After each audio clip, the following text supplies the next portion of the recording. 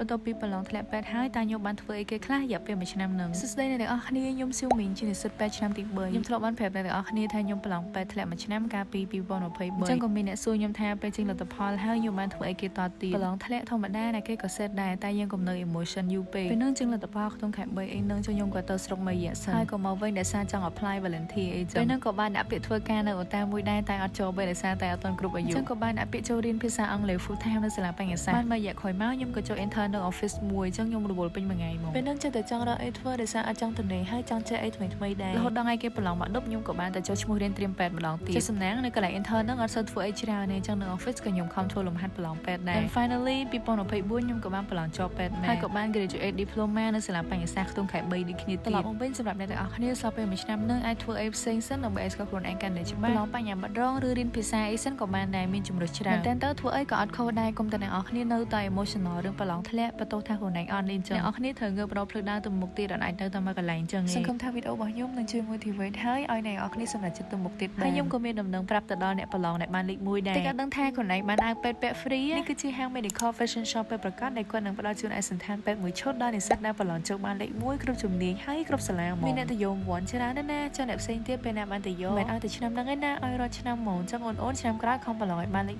1ហើយចំពោះអ្នកដែលអត់បានលេខ1ទេក៏អាចទៅទិញឯកសណ្ឋានពេទ្យបានដែរហើយហាងរបស់គាត់មានតែ3សាខាមានសាខាពេទ្យរុស្ស៊ីសាខាពេទ្យកាឡាម៉ែតនិងមួយទៀតគឺនៅសាខាពេទ្យលោកសង្ឃអញ្ចឹងកុំភ្លេចទៅបើកឯកសណ្ឋានពេទ្យពីខាង medical fashion shop ផងណាវីដេអូរបស់ខ្ញុំមានតែប៉ុណ្្នឹងទេអរគុណអ្នកទាំងអស់គ្នាបាយបាយ